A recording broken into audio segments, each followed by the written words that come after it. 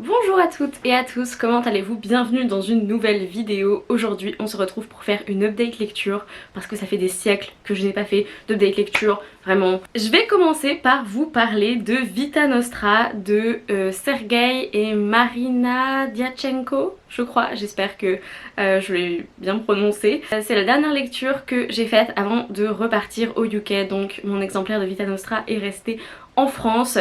C'est de la fantasy, science-fiction, fantasy peut-être quand même, je crois que c'est classé fantasy russe, donc assez différente de certains tropes, certaines voilà, manières de d'aborder les personnages ou les actions, on va dire, de notre fantasy un peu plus western. En fait j'essaye de savoir comment vous faire le résumé de Vita Nostra mais c'est très compliqué. Pour vous dire qu'on va suivre donc une jeune fille qui est un peu harcelée par cet homme un peu étrange qui lui demande de faire des trucs pour avoir des sortes de pièces, mais c'est pas des pièces d'argent, genre argent qu'on peut échanger. Et finalement, une fois qu'elle a suffisamment de pièces, eh bien elle va dans une espèce d'école pour apprendre à maîtriser la magie, plus ou moins. On sait même pas en fait techniquement ce que c'est parce que on a plus l'impression que c'est une sorte de science. C'est une sorte d'établissement de paranormal où on va essayer d'enseigner aux étudiants à sortir de leur zone de confort et essayer d'explorer au maximum les possibilités du cerveau en fait. Et je peux pas trop vous en dire plus parce que vraiment c'est ça tout le bouquin en fait. C'est-à-dire qu'il y a quand même une ambiance, je sais qu'il y a des gens qui aiment pas quand on dit ça, mais il y a une ambiance un peu Dark Academia dans le sens où c'est plutôt sombre et puis ça se passe dans une école, donc il y a cet aspect d'étude quand même qui est hyper intéressant. Et en général j'ai vraiment bien aimé, ça m'a fait une très forte impression quand je le lisais. Je trouvais ça vraiment intéressant, vraiment particulier. Maintenant ça fait un mois à peu près que je l'ai fini, je crois, 3 semaines, un mois, et je dois vous avouer que c'est l'impression de lecture qu'il me reste en fait. Cette impression forte de m'être dit waouh, c'est vachement unique, c'est vachement original, c'est super bien écrit, c'est vraiment ouais particulier et ça nous déroute complètement et c'est hyper intéressant. Maintenant, 3 ou 4 semaines plus tard, effectivement je me souviens pas du tout du nom des personnages et je me souviens de très peu de choses en fait. C'est comme si ce livre m'avait traversé sans me laisser tant que ça, alors que sur le coup, quand je l'ai lu, je me suis dit oh mon dieu, il est génial, 5 étoiles sur Goodreads, etc. Et je remets pas en cause du coup ce que j'ai ressenti, mais maintenant je suis là en mode, je me dis ouais, c'était vraiment hyper intéressant, mais finalement qu'est-ce que j'en ai retiré et c'est une question vraiment super bizarre. Et en fait j'ai vu un post parce que j'avais vu que des personnes qui avaient adoré Vita Nostra, et j'ai vu quelqu'un qui disait j'ai l'impression de n'avoir rien retiré, j'ai l'impression que ça a été une expérience sur mon cerveau. Et je pense que c'est ça aussi le but, c'est tellement de nous dérouter, de nous faire voir des choses, vivre des choses hyper étranges que à la fin on sait plus trop ce qui se passe. Et je pense que soit on adore, soit on déteste. Et moi je me penche un peu dans la catégorie où j'ai vraiment énormément aimé cet aspect. Après du coup ça ne suit pas les codes, les structures traditionnelles on va dire, puisqu'il n'y aura pas de tome 2 par exemple. On est sur une fin complètement ouverte où on peut se demander ce qui arrive au personnage et on ne le saura jamais. Donc c'est un peu particulier, mais voilà, en général je vous dirais que si ça vous tente, franchement tentez-le parce que il est quand même hyper intéressant comme bouquin. Il propose quelque chose d'assez différent de ce qu'on a l'habitude de voir dans la fantasy occidentale anglophone on va dire, et rien que pour ça je pense que ça peut être hyper sympa de le lire. Mais voilà, j'ai été déroutée sur le coup par mon expérience de lecture et maintenant je suis déroutée par le fait, de ce qui me reste de cette expérience de lecture. Donc voilà, je ne peux pas en dire plus, c'est ce que j'ai ressenti en lisant Vita Nostra. Deuxième livre dont je voudrais vous parler, il s'agit de Cheer Up de Crystal Frazier je crois, et c'était un service presse que j'ai reçu de la part de NetGalley UK, et donc merci à eux tout simplement. C'est un roman graphique sur une équipe de cheerleaders au lycée et on va suivre une jeune femme qui est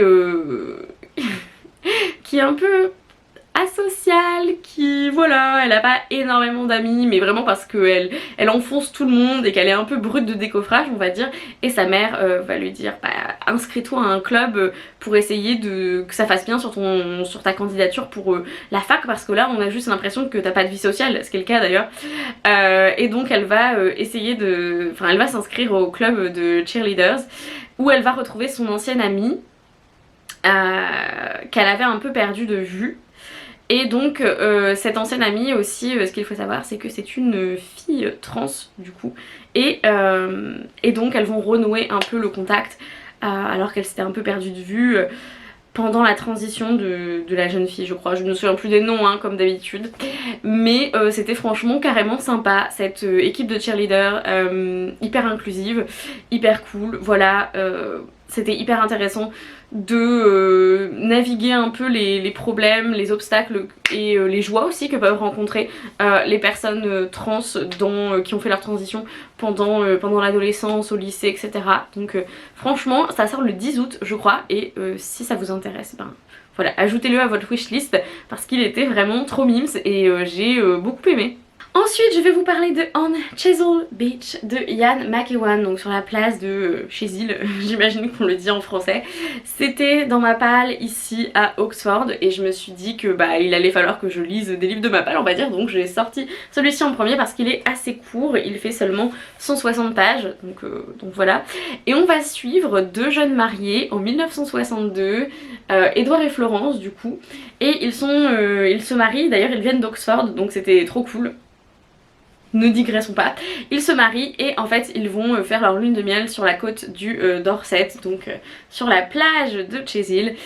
Et c'est tout le bouquin, c'est-à-dire c'est le fait, je dirais pour le résumer, je dirais que c'est deux personnes qui se sont mariées et qui finalement ne se connaissent pas et qui vont rencontrer des problèmes immédiatement après le mariage quoi, genre 3 heures après être mariés. Donc c'était hyper intéressant. Ian McEwan, c'est la première fois que je le lis je crois, j'ai déjà regardé des adaptations de ses romans mais c'est la première fois que je le lis et il a une plume très fluide qui était très agréable.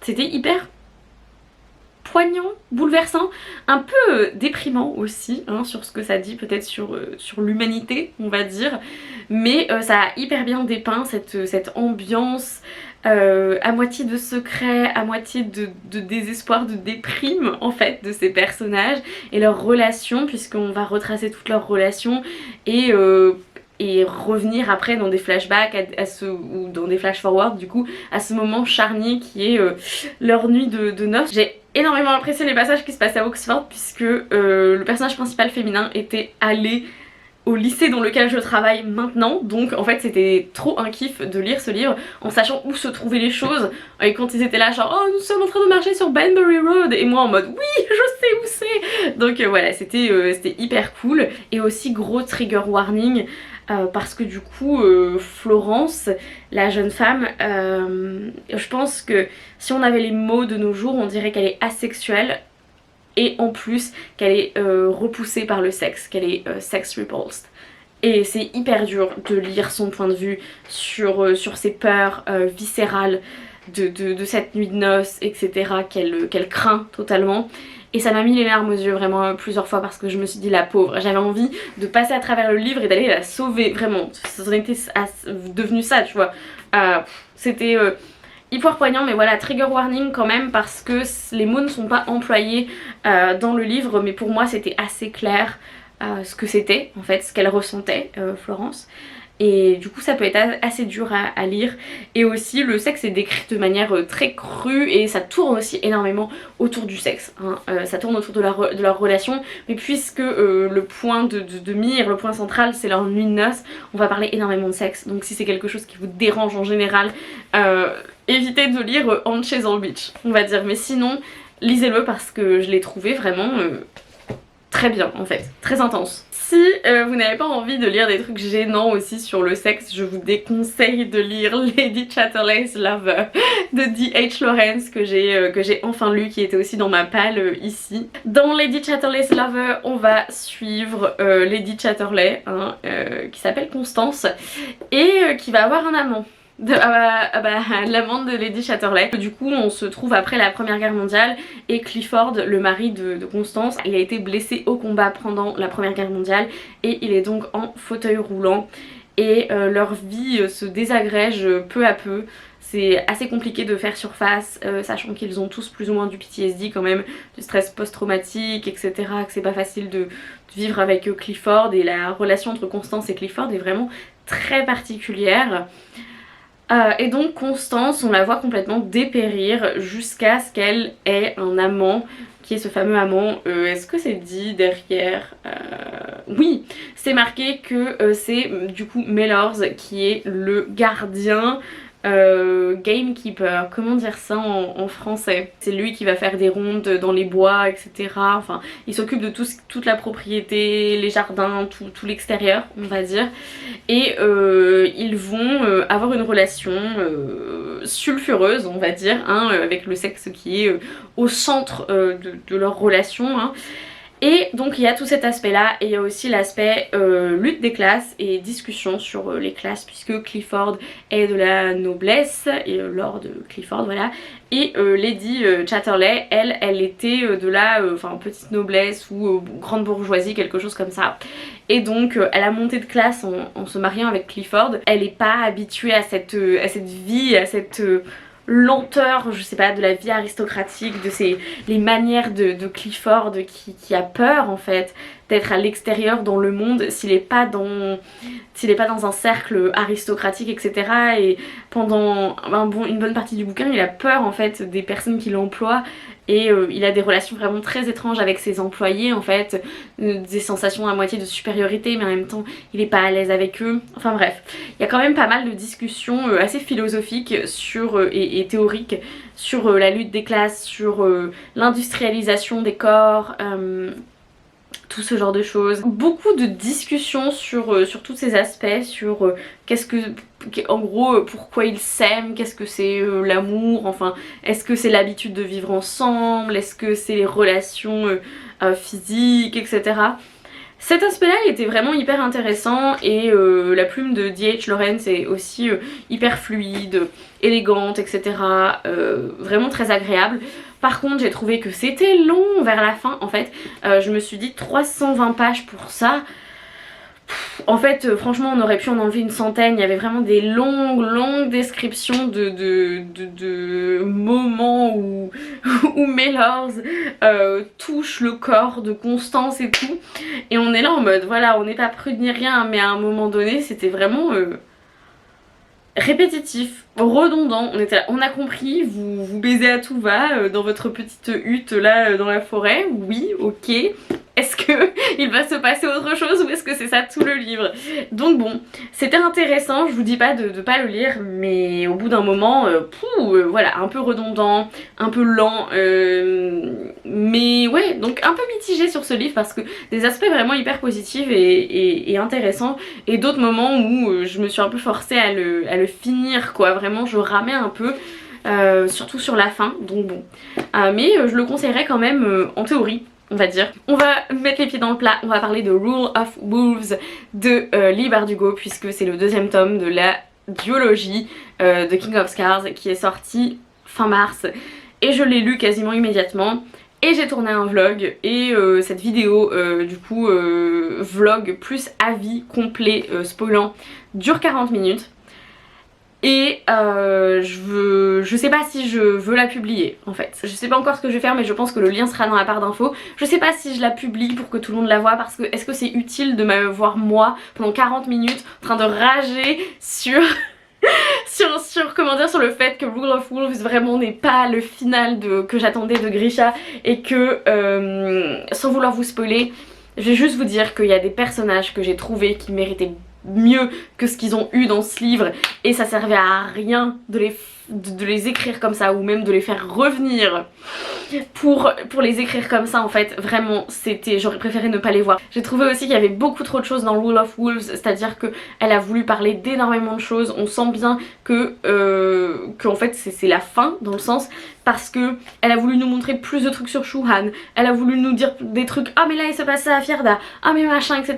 Et en fait il y a des personnages principaux quand même dans cette dialogie qui finalement se sont retrouvés limite avec des personnages secondaires tellement il y avait de points de vue, tellement il y avait de caméos aussi, de personnages en mode je sais que vous adorez ce personnage, tenez je vous donne un chapitre avec lui etc. Et moi en mode...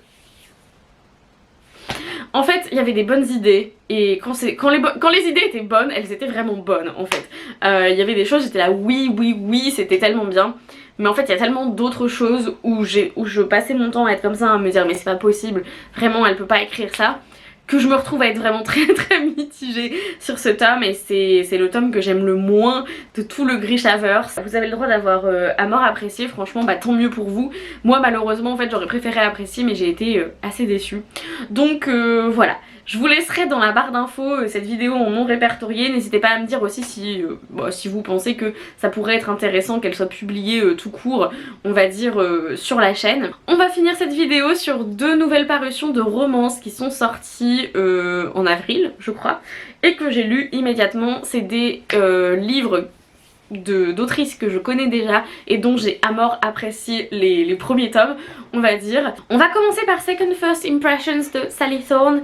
C'est l'histoire d'une petite meuf qui est standardiste, elle fait l'accueil, il y a un peu de management je crois, dans une résidence pour personnes âgées mais c'est plus un village pour personnes âgées en fait en Floride, donc c'est hyper commun aux États-Unis et surtout en Floride il y en a énormément puisque c'est le premier endroit où les gens vont pour leur retraite, en fait ils vont passer leur retraite en Floride au soleil.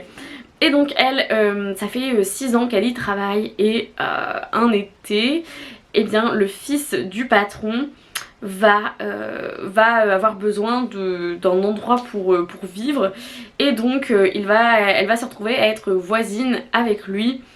Et le mec il veut ouvrir un salon de tatouage, en fait il est tatoué de partout, il est artiste etc, hyper extraverti et fun en fait hein, voilà, c'est pas du tout un gros con, il est vraiment fun et marrant. Et elle est plus tranquille, réservée etc. Et bien sûr petite romance entre les deux que j'ai trouvé mignonne mais sans plus. C'est le 3e livre que je lis de Sally Thorne et j'ai du mal à retrouver cette étincelle malheureusement que j'avais eue pendant la lecture de Hating Game. Là il y a de l'alchimie entre les personnages, il n'y a pas de souci, mais j'ai trouvé ça un peu plan-plan, un peu oui un petit peu ennuyeux à certains moments. C'était pas le truc le plus marrant, le truc le plus fun que j'ai lu, voilà c'était pas la romance de l'année très clairement. Et le problème c'est que ça fait plusieurs fois quand même que Sally Thorne, du coup ces romans là après The Hating Game, bah ça doit être dur de passer après ça parce que c'est tellement devenu un petit peu iconique quoi dans le genre de la romance que passer après ça bah j'ai l'impression que malheureusement la barre est tellement haute que ces livres vont juste rester en dessous quoi un petit peu. Donc j'ai mis 3,5 sur 5 sur Goodreads. C'était vraiment pas mauvais mais alors il manquait un petit peu cette étincelle, il manquait un petit peu ce punch quoi. Et ensuite pour finir j'ai lu Twice Shy de Sarah Ogle qui du coup a écrit You Deserve Each Other, qui est l'un de mes livres préférés de cette année 2021 que j'ai lu en 2021. C'est son 2e roman si je ne me trompe pas et c'était cool. Franchement j'ai pas été aussi déçue que pour Second First Impressions, même si j'ai moins aimé que You Deserve Each Other. Mais du coup Twice Shy, ça parle d'une jeune femme, d'ailleurs ils vivent ou dans le Tennessee je crois, donc c'est sympa parce qu'on a des comment dire, des états des États-Unis différents en fait. Donc Tennessee je ne connaissais pas. Et donc elle vit dans le Tennessee, elle est femme de ménage dans un espèce de spa resort, un truc de spa à moitié, ou une sorte de parc à thème un peu bizarre, un peu aquatique je crois, j'ai pas trop compris. Et du coup tout d'un coup on va lui dire que sa grande tante est décédée et lui a laissé sa maison dans le countryside du Tennessee, dans la campagne du Tennessee. C'est une sorte de manoir, un petit manoir on va dire, une maison de famille qui en fait est au milieu de rien. Il y a vraiment une grande propriété avec des bois et tout, donc c'est vraiment top. Et elle se dit ah merci, ça me sort de ma merde en fait, parce que vraiment elle dépérit la pauvre dans son truc aquatique là, son resort aquatique. Et donc elle y va, elle prend sa tuture et elle fait allez je suis propriétaire les gars tout d'un coup, alors que vraiment elle est dans la classe ouvrière totale, elle est vraiment dans limite à la limite de la pauvreté en fait. Donc elle rend son appart, elle rend tout, elle est là genre wouhou, elle arrive et vous vous doutez ça va pas se passer comme ça. À nouveau une sorte de gardien, une sorte de personne qui s'occupe de la propriété en fait, qui a vécu ces derniers mois, ces dernières années avec sa grande tante en fait, et qui l'a aidé jusqu'au jour de sa mort on va dire. Et en fait le truc c'est qu'ils sont tous les deux sur le testament et qu'ils doivent se partager enfin, la propriété est à eux deux. Sauf qu'on va être dans un petit enemies to lovers parce que les deux au début ne peuvent pas se blairer et ne veulent absolument pas partager la propriété ni la maison. On va dire qu'ils doivent rénover et elle veut en faire un hôtel et puis lui il veut en faire une retraite pour les animaux enfin voilà qui ont été battus ou enfin un truc comme ça un peu Heartland, vous voyez ce que je veux dire, pour les genre pour les chevaux et tout. Et lui c'est le gars un petit peu de la campagne, voilà un peu bûcheron avec des muscles et tout ce genre de choses.